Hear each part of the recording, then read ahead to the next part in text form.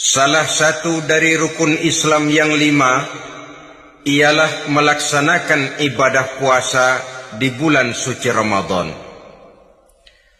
Puasa memang merupakan syariat yang cukup tua dalam kehidupan beragama. Setiap Rasul melaksanakan ibadah puasa ini. Hanya teknis pelaksanaannya saja yang berbeda sesuai dengan situasi dan kondisi yang dihadapi oleh para Rasul itu sendiri. Puasa yang dalam bahasa Arabnya disebut dengan as-saum sama artinya dengan al-imsak, yaitu menahan diri dari sesuatu. Dalam pengertian syar'i, puasa ialah menahan diri dari segala yang membatalkan sejak fajar sampai terbenam matahari. Pada pertemuan kali ini, secara khusus kita akan membicarakan tentang puasa ini. Kita akan mulai dari yang pertama, puasa sunnah. Sebagaimana yang kita maklum, sunnah adalah satu perbuatan yang apabila kita kerjakan berpahala, tapi apabila kita tinggalkan tidak merupakan dosa. Hanya saja ia merupakan barometer dan ukuran daripada orang-orang yang cinta kepada sunnah itu sendiri. Ada banyak jenis puasa-puasa sunnah ini. Yang pertama, puasa sunnah di bulan Muharram. Rasulullah sallallahu alaihi wasallam bersabda, "Afdhalus siyami ba'da Ramadan syahrullahil Muharram, wa afdhalus salati ba'dal fariḍah salatul lail." Diriwayatkan oleh Muslim dari Abi Hurairah. Puasa yang paling utama sesudah puasa Ramadan tidak lain adalah puasa di bulan Muharram. Dan solat yang paling afdol sesudah solat yang wajib adalah solat pada sepertiga malam yang akhir.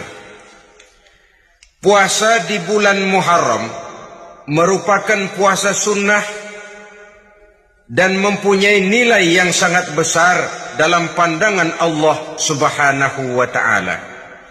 Buat mereka yang mampu melaksanakan puasa sunnah di bulan Muharram ini, boleh melaksanakannya selama 10 hari.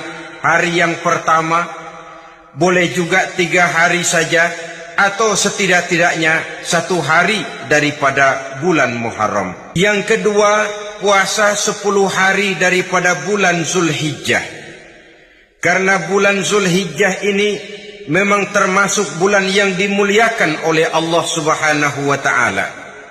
Pertama, di sana ada hari Tarwiyah, ada hari Arafah, ada hari Kurban, ada Talbiyah, ada pelaksanaan haji dengan segala manasiknya. Maka puasa sunnah di bulan Zulhijjah merupakan amalan yang sangat utama dan besar pahalanya dalam pandangan Allah Azza wa Jalla.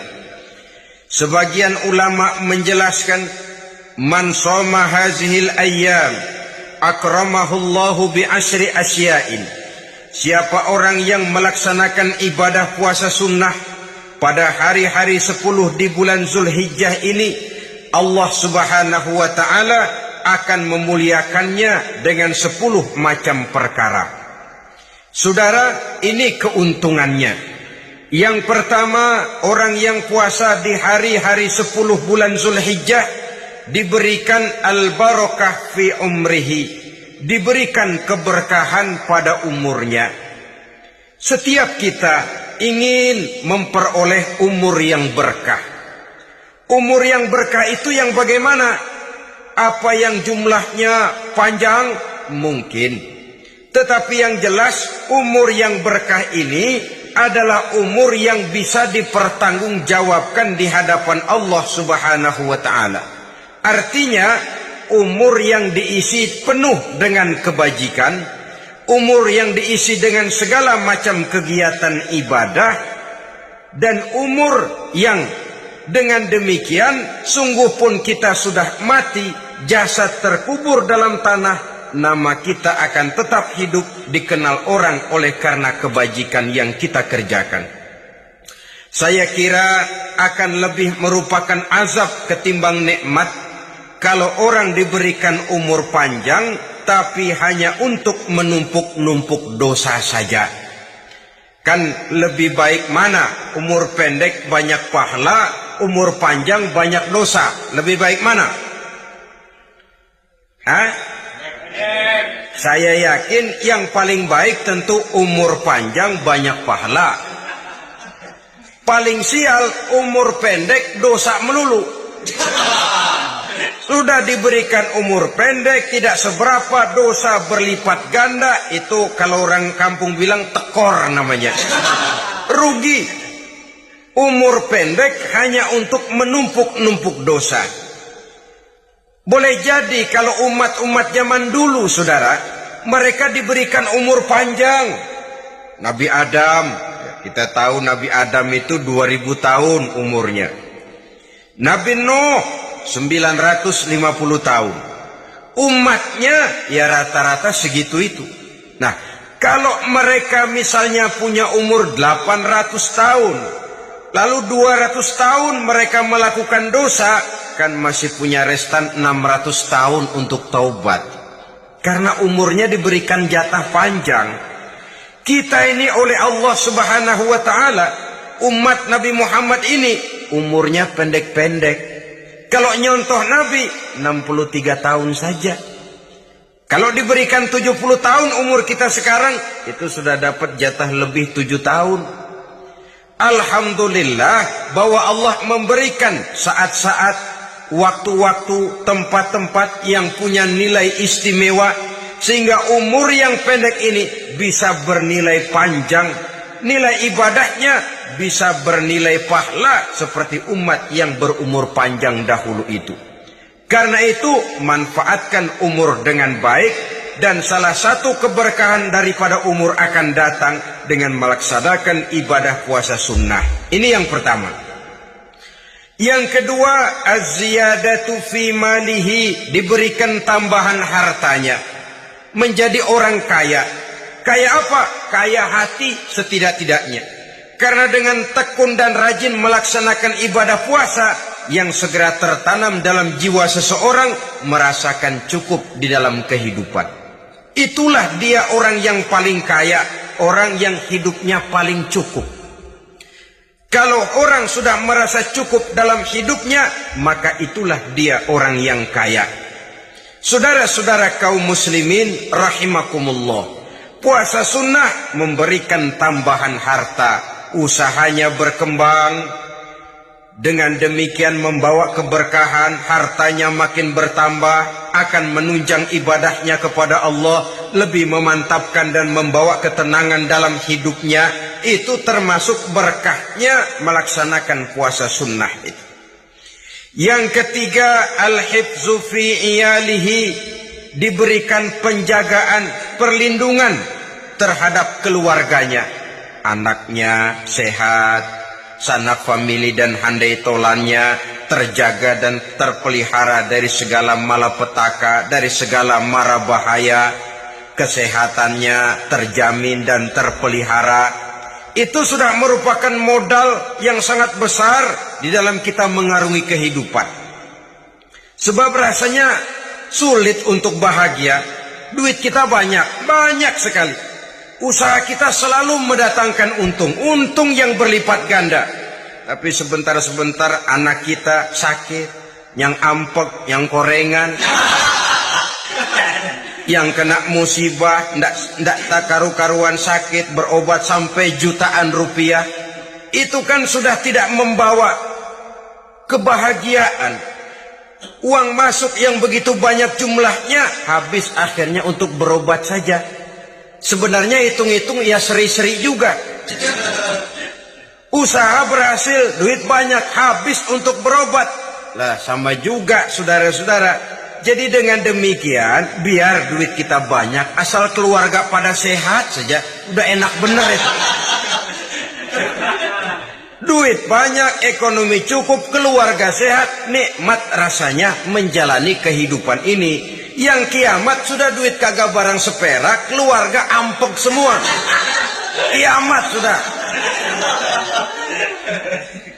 Saudara hadirin yang saya hormati, jadi yang ketiga, Allah memberikan pemeliharaan terhadap keluarganya. Satu kali orang dipelihara Allah, tidak satu kekuatan pun yang bisa mencelakakan. Satu kali orang disengsarakan Allah, tidak satu tenaga pun yang mampu menyelamatkannya. Itulah sebabnya perlindungan Allah, pemeliharaan Allah terhadap diri dan keluarga sangat kita perlukan di dalam kehidupan ini. Dengan melaksanakan ibadah puasa, kita mendekatkan diri kepada Allah. Dengan dekat kepada Allah, maka Allah pun dekat kepada kita. Sehingga dalam hadis qudsi dikatakan, ta'arraf ilallahi firraha ya'rifka fi syiddah. Ingatlah kepada Allah di waktu kamu senang, agar Allah ingat kepada kamu di waktu kamu susah. Yang kita laksanakan kadang-kadang sebaliknya. Waktu susah kita ingat Allah, waktu senang kita lupa Allah. Akhirnya nanti pada waktu kita melarat, kebelangsak, susah dan sebagainya, pertolongan tidak akan datang kepada kita. Benar, ta'arraf ilallah firraha ya'rifka fi syiddah. Ingatlah kepada Allah di waktu kamu susah, ingatlah kepada Allah di waktu kamu senang, agar Allah ingat kepadamu di waktu kamu mendapat kesusahan. Umumnya watak manusia memang kalau sudah dapat susah, ingat kepada Allah. Waktu duduk, waktu berbaring, sambil tidur, dalam segala keadaan Allah disebutnya, Allah dimintakan pertolongannya. Tapi dikala dia berada pada posisi di atas angin, merasa senang, bahagia, Allah terlupakan. Saudara-saudara kaum muslimin, itu yang ketiga. Yang keempat, at-takfiru li sayyiatihi.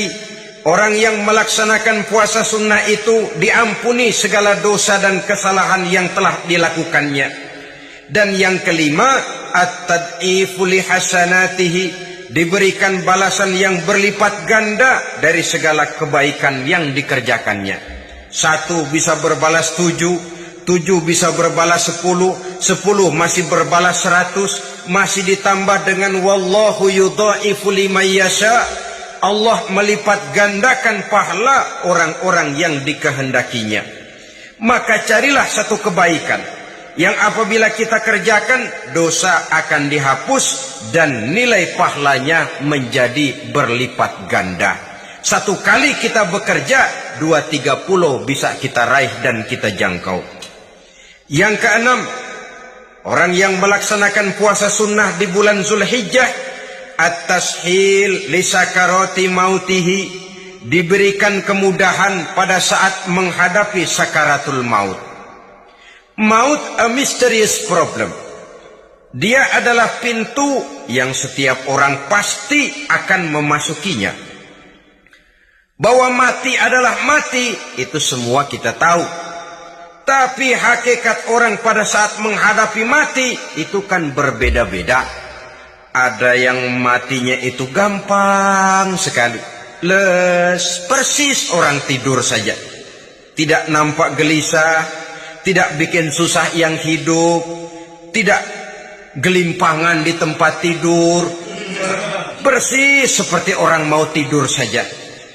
Ada yang sulit sekali menghadapi sakaratul maut, gelimpangan di tempat tidur, bikin bingung orang yang nunggu. Kadang-kadang seperti kerbau digorok lehernya. Saudara-saudara, sulit menghadapi sakaratul maut.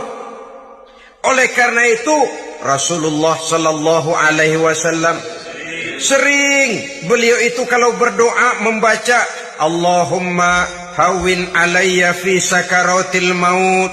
Ya Allah, mudahkan saya di dalam menghadapi sakaratul maut.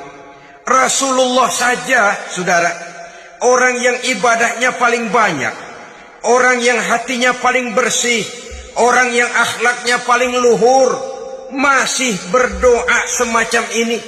mohon dimudahkan oleh Allah agar mudah menghadapi sakaratul maut. Apalagi kita, terus terang kita ini paling-paling kelas mukhtalid, bangsa ama pahala mau ama dosa doyan. Lebih perlu lagi menghadapi sakaratul maut, sehingga apabila malaikat maut datang menjemput nyawa kita, dimudahkan, jangan dibikin sulit, supaya mudah. Jadilah orang baik-baik.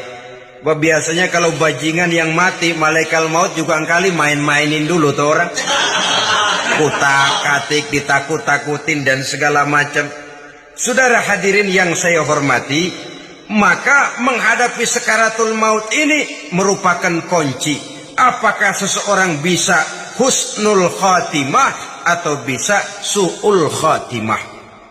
Salah satu jalan untuk memudahkan diri menghadapi sakaratul maut, melaksanakan puasa sunnah di bulan Zulhijjah ini. Yang ketujuh, ad-diya'u li zulumati qabrihi, diberikan terang di alam kuburnya. Kubur, saudara tahu, saudara tentu sering lihat orang dimasukkan ke liang lahat, ditutup dengan papan, dinding ari kata kita di kampung, lalu diuruk lagi dengan tanah. Dalamnya liang lahat, gelapnya liang lahat, gelapnya diuruk dengan tanah, gelapnya di dalam kubur, tiga gelap yang menjadi satu. Bapak moyangnya gelap.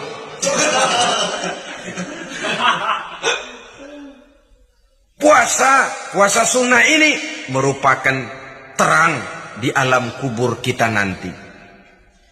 Yang kedelapan, at-tasqil limizanihi, diberikan keringanan pada timbangan di hari akhirat nanti.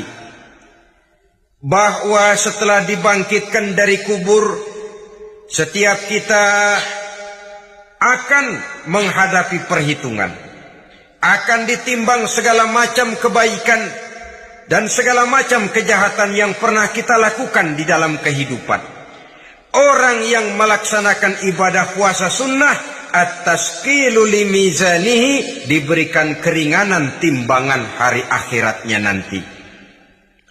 Yang kesembilan, an-najah minal bala, diberikan keselamatan dari segala macam bencana. Dan yang ke-10, as-su'ud ala darajatihi, diberikan ketinggian, naik derajatnya, derajat di dunia, lebih-lebih lagi derajat di akhirat nanti. Ini keutamaan yang diberikan Allah Subhanahu wa ta'ala kepada mereka yang melaksanakan ibadah puasa 10 hari di bulan Zulhijjah menurut penjelasan sebagian dari para ulama kita. Jadi setelah puasa Muharram ada lagi puasa Zulhijjah. Kemudian puasa sunnah yang ketiga, puasa sunnah pada hari Senin dan hari Kamis.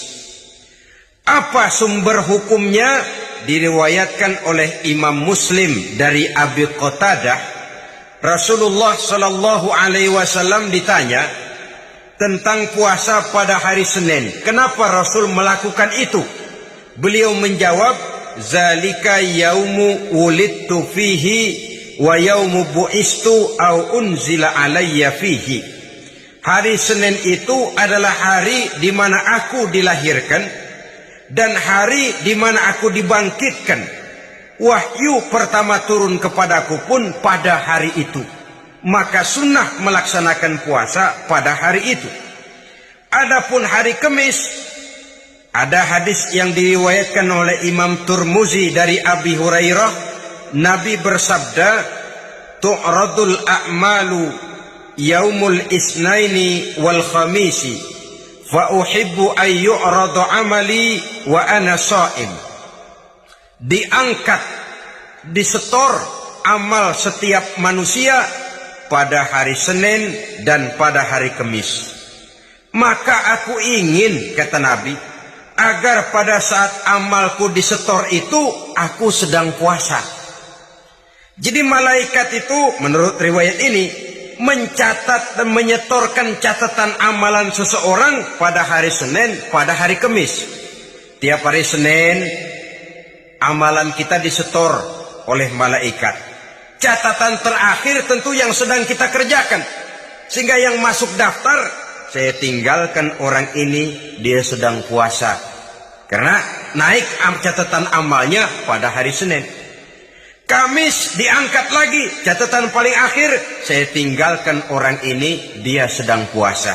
Itu makna fa uhibbu ayyurada amali wa ana shaim. Aku senang kalau pada saat amalku disetor, catatan paling akhir aku lagi puasa.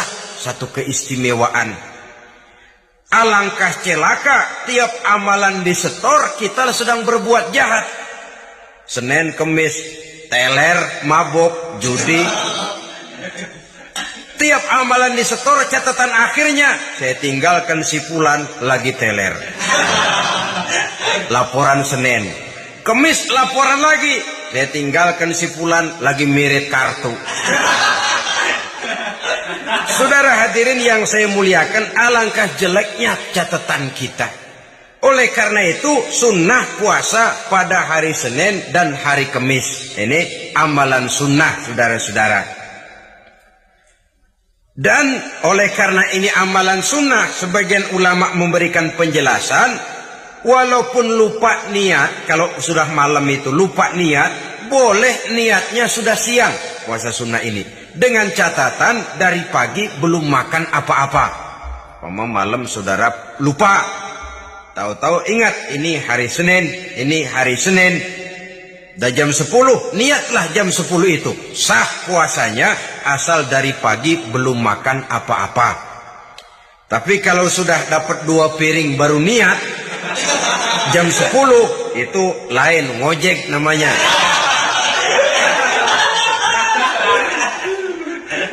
Jadi puasa sunnah yang ketiga, puasa pada hari Senin dan hari Kamis. Yang keempat, puasa jenis sunnah yang keempat, puasa 6 hari di bulan Syawal.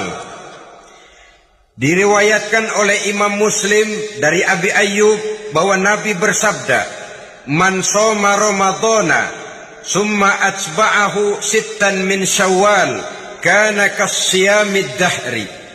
Barang siapa yang berpuasa di bulan Ramadan, kemudian diikutinya dengan 6 hari di bulan Syawal, maka dia seolah-olah seperti orang yang berpuasa 1 abad lamanya. Allahu Akbar. Demikian besar keuntungannya. 6 hari di bulan Syawal sama dengan orang yang berpuasa 1 abad lamanya. Ini fadailul a'mal saudara-saudara. Jangan diartikan karena menang sudah puasa 6 hari bulan Syawal, Ramadan tahun depannya lantas nggak puasa. Kenapa? Ukurannya sudah 1 abad. Bukan itu pengertiannya. Ini mendorong orang memberikan ganjaran pahala yang sedemikian besar. 6 hari setelah Ramadan, artinya di bulan Syawal. Tidak pada hari pertama Syawal karena haram hukumnya berpuasa pada hari fitri itu. 6 hari di bulan Syawal. Tinggal lihat yang mampunya saja. Boleh berurutan, boleh tidak berselang-seling, boleh. Asal saja jumlahnya 6 hari selama masih bulan Syawal itu. Hari ini 3 hari lagi, 4 hari lagi, diselang-seling atau berurutan, itu juga lebih baik. Puasa sunnah 6 hari daripada bulan Syawal. Kemudian yang kelima, puasa sunnah 3 hari pada setiap bulan. 3 hari pada setiap bulan. Diriwayatkan oleh Imam Bukhari dan Muslim dari Abi Hurairah. Abi Hurairah bercerita, "Ausani khalili sallallahu alaihi wasallam bisalasin." Kekasih saya Rasulullah berwasiat kepada saya, memesankan benar-benar kepada saya untuk melaksanakan 3 amalan yang terpuji. Pertama, siyamu salasati ayyamin min kulli syahrin. Puasa 3 hari dalam setiap bulan. Ini wasiat yang pertama. 3 hari pada setiap bulan. Tidak peduli bulan apa saja. Dalam artian ya bulan menurut perhitungan Islam ya. Muharram, Safar, Rabiul Awal, Rabiul Tsani, Jumadal Ula, Jumadil Akhir, Rajab, Sya'ban, Ramadan, Syawal, Zulqa'dah, Zulhijjah dan selanjutnya. 3 hari pada setiap bulan. Tanggalnya tanggal berapa saja, lebih utama pada yang disebut Yaumul Bid, yaitu hari-hari di mana bulan menunjukkan purnama. Tanggal 13, tanggal 14 dan tanggal 15 pada setiap bulannya itu disunahkan melaksanakan puasa. Itu wasiat pertama, puasa 3 hari pada setiap bulan. Wasiat yang kedua, warok'atai duha, melaksanakan sholat duha sekurang-kurangnya 2 rakaat. Itu wasiat yang dipesankan benar kepada saya, kata Abi Hurairah. Pertama, puasa 3 hari pada setiap bulan. Yang kedua, usahakan jangan meninggalkan 2 rakaat minimal daripada sembahyang duha. Kita tahu sembahyang duha itu sembahyang sunnah di waktu pagi seketika matahari naik sepenggalahan. Sekurang-kurangnya 2 rakaat, sebanyak-banyaknya 8 rakaat. Di antara fadilah atau keutamaan daripada sholat duha ini yaitu menyangkut masalah rezeki dan usaha. Kemudian wasiat yang ketiga, wa an utira qabla an anama. Beliau sangat berwasiat kepada saya untuk sholat witir sebelum tidur. Artinya sholat malam sebagai amalan sunnah di dalam kehidupan kita. Jadi saudara-saudara, dalam hidup ini kita akan selalu berbentur dengan keperluan. Kalau pada satu saat kita sudah sampai kepada tahap berpikir ini keperluan saya, tentu hal-hal semacam ini akan kita kerjakan. Kita belum tergerak melaksanakan ini semua oleh karena barangkali kita merasa belum memerlukannya. Karena itu, marilah kita berusaha di samping melaksanakan puasa yang wajib, juga melaksanakan puasa yang sunnah di dalam kehidupan kita. Ini jenis puasa-puasa yang sunnah. Kemudian yang kedua, ada macam puasa yang disebut puasa nazar. Hukum pelaksanaannya wajib apabila nazarnya sudah terwujud. Puasa nazar, puasa yang dikaitkan dengan suatu persoalan. Umpamanya, kalau saya lulus ujian, saya akan puasa 1 minggu lamanya. Begitu ujiannya ternyata lulus, dia wajib bayar nazarnya. Puasa 7 hari, tidak lagi sunnah, tapi wajib karena dia nazarkan. Asal saja tidak sah nazar kepada yang makruh, apalagi kepada yang haram. Umpamanya, nazar kalau tembus 6 nomor mau puasa 3 hari. Itu nazar semacam itu bukan saja tidak sah, tapi haram hukumnya. Tidak boleh nazar kepada yang makruh, apalagi kepada yang haram. Jadi apabila maksud yang sudah kita niatkan tercapai, wajiblah nazar itu dibayar, yaitu kalau nazarnya sunnah, melaksanakan ibadah puasa. Saudara-saudara kaum muslimin rahimakumullah, jenis puasa yang ketiga kita kenal dengan puasa wajib, dan ini kita laksanakan pada bulan suci Ramadan. Tentang teknis pelaksanaan ibadah puasa di bulan Ramadan sudah pernah saya bicarakan pada pertemuan tentang Ramadan dan Idul Fitri. Pada kesempatan ini saya hanya ingin mengajak bahwa di dalam melaksanakan ibadah puasa Ramadan ini, marilah kita mengadakan evaluasi. Kenapa demikian? Barangkali secara jujur, walaupun agak berat, saya masih harus berkata, masih banyak di antara kita umat Islam yang di dalam melaksanakan suatu ibadah terjebak dalam rutinitas ritual. Apa itu rutinitas ritual? Itu bahasa susah. Berhubung saya tidak ingin bicara yang susah-susah, kita bicara yang mudah-mudah saja. Maksud saya, banyak di antara kita umat Islam yang di dalam melaksanakan suatu ibadah itu hanya dengan prinsip asal sekadar gugur kewajiban saja. Akibatnya, sampai sejauh mana ibadah itu berhasil membentuk kepribadian diri kita, kita jarang mengadakan evaluasi dan penilaian. Solat yang penting gugur kewajiban. Puasa yang penting sudah gugur kewajiban. Haji yang penting sudah gugur kewajiban. Maka jangan heran kalau itu yang jadi prinsip, ibadah lantas tidak punya dampak dalam membentuk kepribadian diri. Banyak orang yang rajin sholat tapi munkarnya jalan terus. Sampai kadang-kadang kita bingung, yang sembahyang dia, yang nyolong dia. Puasanya kelihatannya tekun tapi tidak punya kepekaan sosial. Sama yatim piatu bersifat masa bodoh, sama fakir miskin malah gemes. Tidak lantas tumbuh kepekaan sosial walaupun dia sudah ikut merasakan tidak enaknya lapar dan haus.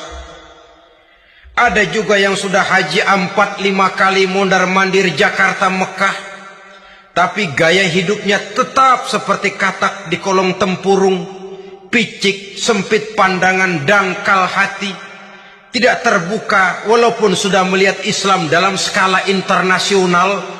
Yang dia lihat, yang dia saksikan, yang dia pandang tidak sanggup menggugah dan mengubah jiwanya, tidak bisa mewarnai pandangan hidupnya. Inilah akibatnya kalau ibadah hanya dikerjakan dengan prinsip asal sekadar gugur kewajiban. Hasilnya yaitu tadi, hajinya cuma menang topi putih sama serban. Solatnya cuma prinsip asal gugur kewajiban. Begitu juga puasanya, begitu juga zakatnya dan ibadah-ibadah lainnya. Bukan tanpa satu maksud, jikalau Allah Subhanahu wa ta'ala memerintahkan kita melaksanakan ibadah puasa di bulan suci Ramadan. Bahkan maksud itu sangat jelas nampak pada penghujung ayat yang memerintahkan kita puasa. Ya ayyuhalladzina amanu kutiba alaikumus siyam kama kutiba alal ladzina min qablikum la'allakum tattaqun. Hai orang-orang yang beriman, diwajibkan atas kamu berpuasa sebagaimana telah diwajibkan juga kepada orang-orang yang sebelum kamu, la'allakum tattaqun, agar kamu dengan puasa itu menjadi manusia yang bertakwa kepada Allah Subhanahu wa ta'ala. Dengan kata lain, berhasil atau tidak puasa Ramadan kita ini akan nampak takwa kita meningkat atau tidak setelah kita melaksanakan ibadah puasa. Sehingga kalau orang mengatakan Ramadan itu merupakan month of training, bulan latihan, keluar latihan tentu harus semakin naik dan baik gaya kehidupan kita. Jadi tujuan utama daripada pelaksanaan ibadah puasa adalah untuk membentuk manusia yang bertakwa. Nah, takwa itu kata Imam Qusairi hurufnya ada 4. Ta, qaf, wawu, ya. Masing-masing huruf ini merupakan simbol dari pribadi orang yang bertakwa yang dibina dan dibentuk oleh pelaksanaan puasanya. Mari kita lihat. Huruf ta adalah lambang dari sifat tawadhu, rendah hati. Orang yang bertakwa, orang yang tidak mempunyai sifat sombong. Puasa menanamkan kita kesadaran terhadap kelemahan, terhadap keterbatasan, terhadap segala ketidakmampuan yang kita miliki. Ya Allah, baru sehari nggak kena makan, nggak kena minum, sudah begini lemesnya. Puasa memang, kalau pagi orang masih sehat, masih terdorong oleh sahur. Siang masih lumayan, tapi zuhur ke atas biasanya mulai sikap lemah manusiawi, keterbatasan kekuatan biologis itu mulai nampak. Dari sini tanam satu kesadaran, kalau begitu apa yang mau disombongkan di hadapan Allah? Kaya, siapa sih orang paling kaya? Ilmu, siapa sih orang paling pintar? Pangkat, siapa sih orang paling tinggi jabatannya? Dari sifat semacam ini lahir introspeksi, rasa mawas diri, timbul sifat tawaduknya, rendah hatinya, tidak melonjak menjadi angkuh dan sombong lantaran sedikit kemampuan dan kekuatan yang dimilikinya. Lalu untuk sikap yang lebih jauh, terwujudlah, terbentuklah apa yang dinamakan stabilitas temperatur batin. Orang tetap konstan menjaga nilai-nilai idealisme yang pernah dimilikinya. Dia mulai dengan adil, dia berjalan tetap dengan keadilan, dan dia berakhir juga tetap dalam keadilan. Jangan mulainya adil, tengahnya setengah adil, di akhirnya malah zolim sama sekali. Ini tidak punya stabilitas temperatur batin. Kan banyak orang begitu toh. Mulanya benar, belakangan mau benar sendiri. Mulanya sudah rela berkorban buat kepentingan orang banyak, belakangan malah selalu mengorbankan kepentingan orang banyak. Waktu di bawah rajin baca ayat kursi, dapat kursi lupa ayat.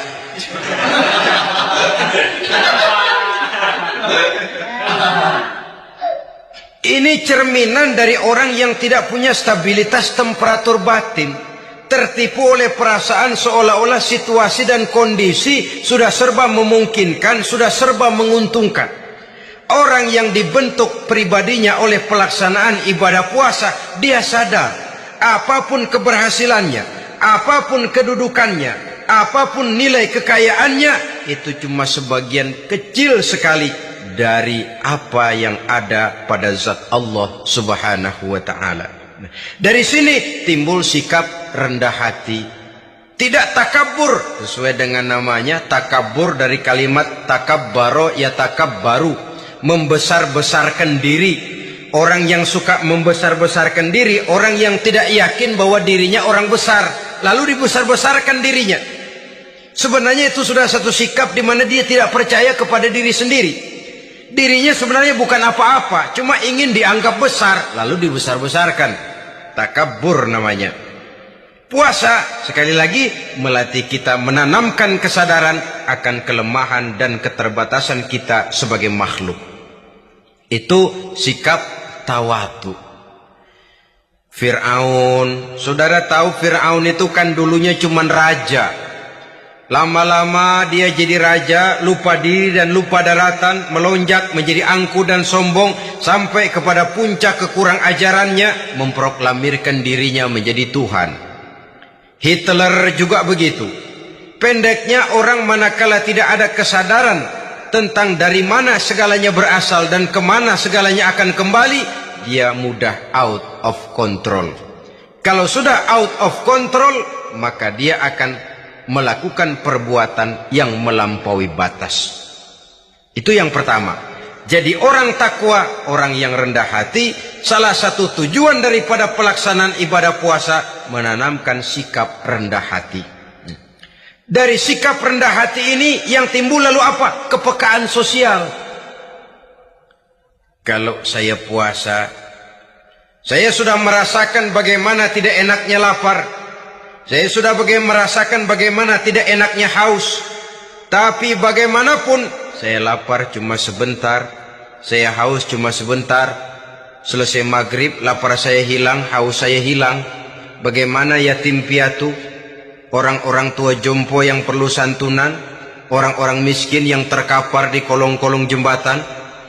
yang tiap hari merasakan perasaan seperti ini tanpa tahu kapan hidup dan nasibnya akan berubah, tidur beratapkan langit berselimut koran. Kalau demikian saya ini beruntung. Kalau demikian apa yang bisa saya lakukan untuk mereka? Kepekaan sosial ini lalu timbul dalam apa yang orang sekarang namakan solidaritas kesetiakawanan sosial.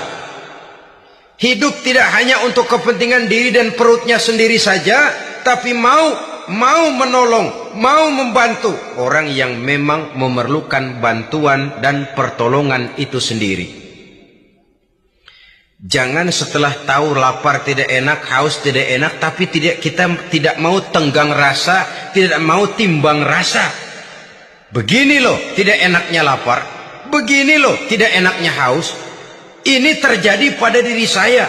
Saya masih mampu, masih berbuka puasa. Bagaimana yang tiap hari merasakan seperti ini? Tidak Ramadan, tidak Syawal, tidak Zulqa'dah, tidak Zulhijjah, selalu kelaparan dan kehausan. Dari sana timbul kepekaan sosial. Lalu lahirlah sikap pemurah, dermawan, mau menoleh ke kiri dan ke kanan. Bahkan Al-Quran itu sampai mengancam betul. Ara'aita allazi yukadzibu bid-din fadzalika allazi yad'ul yatim wa la yahuddu ala ta'amil miskin. Tahukah kamu siapa orang yang mendustakan agama? Beragama tapi mendustakan agama. Islam katanya tapi mendustakan Islam. Solat dia tapi mendustakan solat. Puasa dia tapi mendustakan puasa. Siapa mereka itu?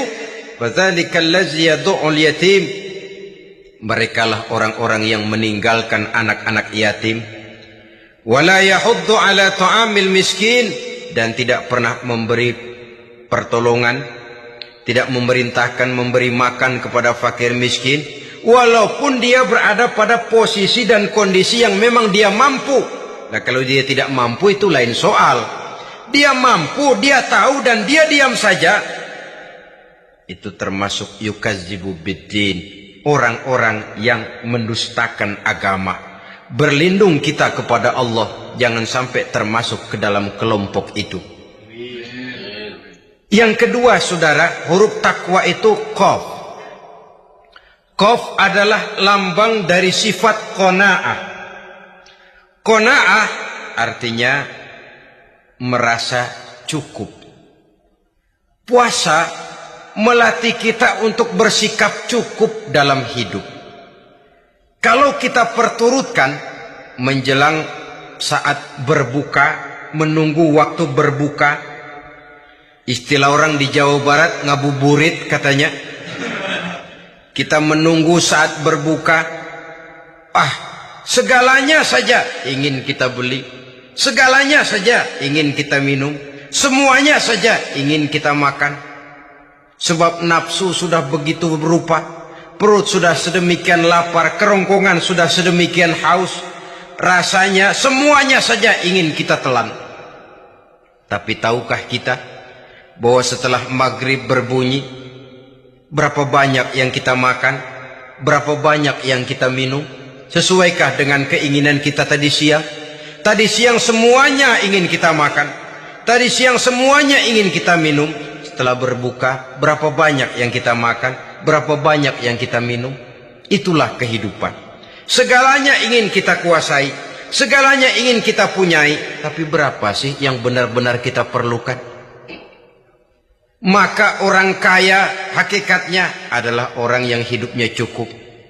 Orang miskin hakikatnya adalah orang yang selalu merasa kurang. Bagaimanapun besar rumah kita, banyak uang kita, berpuluh kendaraan kita, kalau hidup selalu merasa kurang, itu artinya kita masih miskin. Maka jikalau ingin menjadi orang kaya, kuncinya hakikatnya cuma satu, hati kita merasa cukup dengan yang diberikan Allah, bersyukur atas segala nikmatnya, dan dengan syukur itu, nikmat itu akan ditambah oleh Allah Subhanahu wa ta'ala. Puasa menimbulkan sifat qanaah, dan qanaah adalah watak daripada orang-orang yang bertakwa kepada Allah Subhanahu wa ta'ala. Bukankah manusia di dalam berhadapan dengan harta persis seperti orang minum air laut. Makin diminum makin haus, makin diminum makin kering tenggorokan.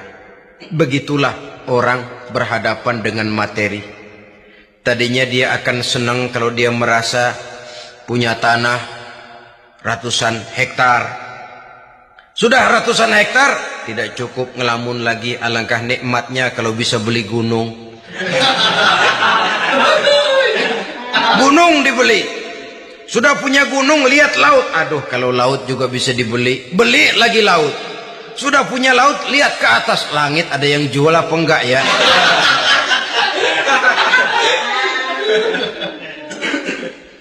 Seperti orang berhadapan dengan air laut yang makin diminum makin membuat kita haus dan makin kering tenggorokan ini. Maka itu harus dihentikan. Sikap untuk menghentikan itu tidak lain adalah dengan sifat qanaah itu tadi. Merasa cukup dengan apa yang diberikan Allah, mensyukuri nikmatnya. Itu yang kedua. Yang ketiga, pada kalimat takwa ada huruf wawu. Wawu adalah simbol dari sifat wara dengan ain. Wara, orang yang terpelihara dirinya baik dari yang subuhat, lebih-lebih dari yang haram. Subuhat, saudara tahu, barang yang remeng-remeng. Tapi sungguh pun remeng-remeng, kira-kira prosentasenya 70-30. 70% haram, 30% kemungkinan halalnya.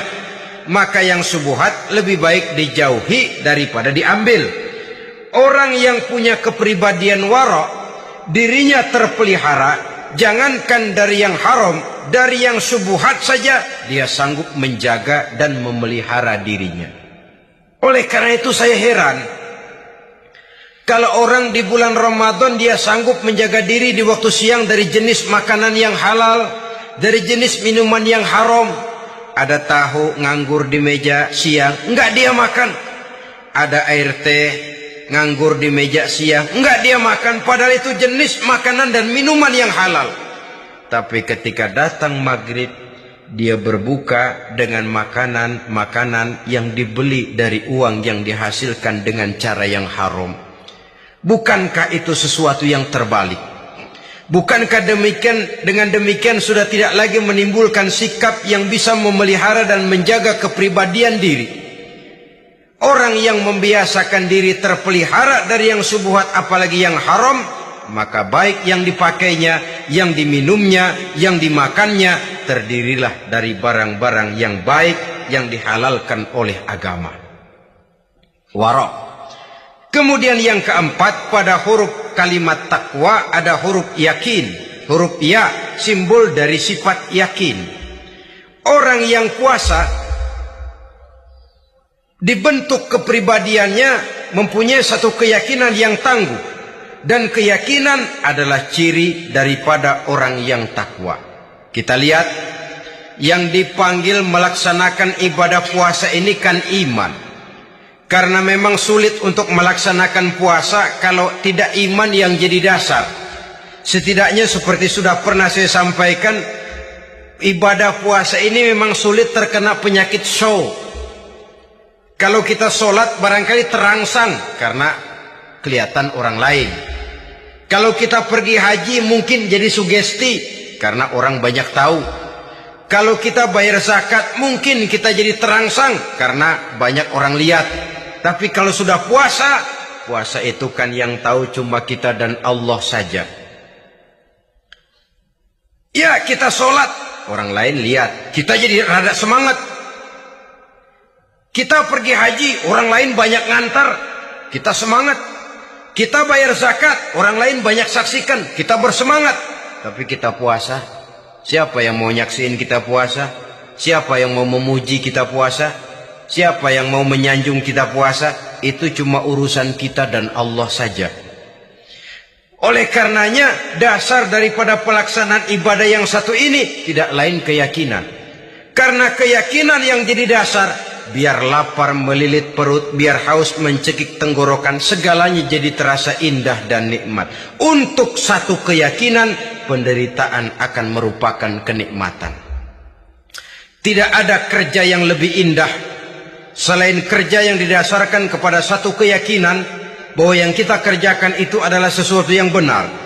Dalam hal ini, sesuatu yang diperintahkan oleh Allah Subhanahu wa ta'ala kepada kita. Saudara-saudara kaum muslimin rahimakumullah, demikianlah titik evaluasi kita. Jangan berpuasa hanya dengan prinsip asal sekadar menggugurkan kewajiban saja, yang akan berakibat Ramadan tahun ini berakhir begitu, Ramadan tahun depan berakhir begitu, dan dari tahun ke tahun kita hanya terjebak menjalani rutinitas ritualnya saja.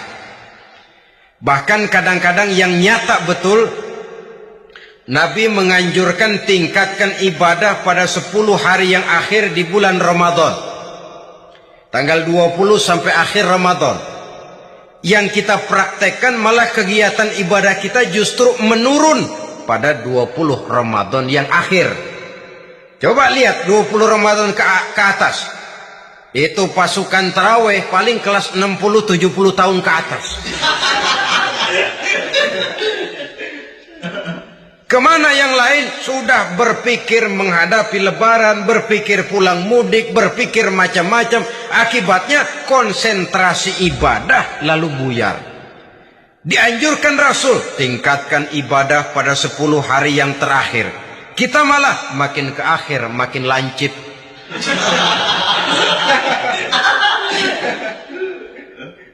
Saudara-saudara kaum muslimin rahimakumullah, kita terjebak oleh sesuatu yang sementara, oleh sesuatu yang bersifat kulit, lalu meninggalkan isinya. Padahal jikalau kita tidak mengisi Ramadan dengan kegiatan ibadah, berarti kita tidak keluar dari Ramadan dengan jiwa yang baru, yang sudah ditempa oleh pengalaman ibadah di bulan Ramadan. Artinya kita tidak kembali kepada fitrah, kesucian seperti saat kita dilahirkan. Lalu kalau kita tidak kembali kepada fitrah, apa yang mau kita rayakan pada Idul Fitri itu? Di mana letak kegembiraan kita? Di mana letak kebahagiaan hati? Kembalikah kita kepada fitrah? Tidak. Benarkah puasa yang kita kerjakan? Kelihatannya juga tidak.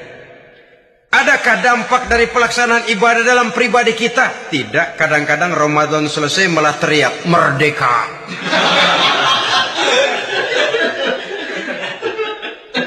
Kalau tadinya Ramadan dia merasa terhalang, mau keluar siang, mau makan siang, bulan puasa, mau minum siang, bulan puasa, mau gandengan, bulan puasa.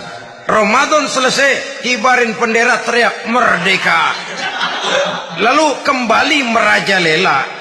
Saudara-saudara, dampaknya tidak akan kelihatan. Padahal puasa yang baik, la'allakum tattaqun, membentuk manusia yang bertakwa kepada Allah Azza wa Jalla. Nah, sekarang apa kemudahan dan keistimewaan yang akan diberikan Allah kepada mereka yang sampai kepada tingkat takwa ini? Al-Quran menjelaskan, pertama, wa may yattaqillaha yaj'al lahu makhraja. Barang siapa yang bertakwa kepada Allah Subhanahu wa taala, maka dia akan diberikan makhraja. Makhraja itu jalan keluar dari segala macam kesulitan. Jalan keluarnya ada saja. Menurut ukuran kemampuan dia tidak mungkin, mustahil, tidak bisa. Mana mungkin? Tapi pada waktunya ada saja jalan keluarnya. Termasuk jenis yang yaj'al lahu makhraja. Orang yang bertakwa kepada Allah selalu diberikan jalan keluar dari segala kesulitan yang dihadapinya. Siapa sih orangnya yang tidak pernah sulit dalam hidup ini? Siapa orang yang tidak pernah mengalami kesulitan? Tapi kadang orang menilai, itu kelihatannya hidupnya enak aja ya, kayaknya nggak pernah mengalami kesulitan. Sebenarnya bukan tidak pernah mengalami kesulitan, Allah selalu memberikan jalan keluar dari segala kesulitan yang dihadapinya. Lah kalau Allah yang memberikan jalan keluar, tentu sangat mudah sekali. Orang yang bertakwa diberikan jalan keluar dari segala macam kesulitan. Satu. Yang kedua, wa yarzuqhu min haitsu la yahtasib. Dia akan diberikan rezeki oleh Allah dengan jalan yang tidak disangka-sangka. Rezekinya datang dengan cara yang tidak disangka-sangka. Gajinya mungkin kecil, tapi penghasilannya gede. Kan itu yang penting.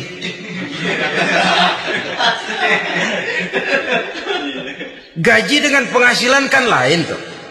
Boleh jadi gaji kecil, asal penghasilan gede, kan nikmat hidup itu. Nah, penghasilan ini ada yang bisa kita perkirakan. Bisa kita perkirakan. Misalnya gaji itu tadi. Kalau saya kerja, gaji saya begini. Ada rezeki yang masuk jenis min haitsu la yahtasib. Tidak kita sangka-sangka. Tidak kita duga-duga. Tahu-tahu ada saja rezeki. Datang orang, bawa persoalan yang mendatangkan hasil. Sebab rezeki, jodoh, maut memang seperti bayangan. Kita ubur-ubur dia lari, kita diam dia diam. Kan gemesin itu. Bayang-bayang itu begitu, kita kejar dia lari. Rezeki juga begitu. Kita diam dia diam. Setengah mati yang namanya rezeki kita cari, kita ubur. Ngobek sampai ratusan bohong kita kerjain.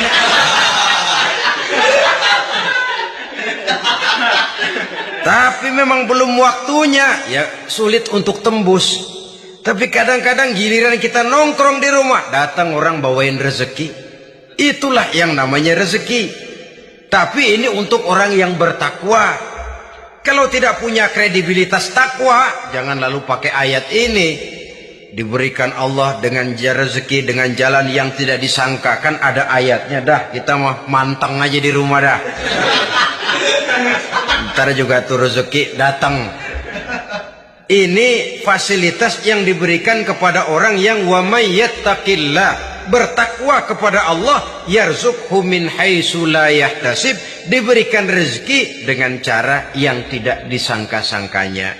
Maka kadar ketakwaan jangan membuat kita buruk sangka. Tuh orang ya nggak kemana-mana, duitnya ada aja. Kalau dia takwa, Allah berikan jalan keluar. Jangan lantas ngelihat kiai orangnya ahli ibadah, ilmunya tinggi, akhlaknya luar biasa, takwanya tinggi, rezekinya lancar, lalu husnuzon nih kiai nggak kemana-mana, duitnya banyak, miara tuyul kali ini. Itu termasuk jaminan Allah yang masuk kategori min haitsu la yahtasib. Yang ketiga, yaj'al lahu min amrihi yusra, dimudahkan segala urusannya. Dimudahkan segala urusannya. Kemudian yang keempat, yukaffir anhu sayyiatihi wa yu'azzim lahu ajra, diampuni segala kesalahannya dan dibesarkan pahala kebaikan yang dikerjakannya.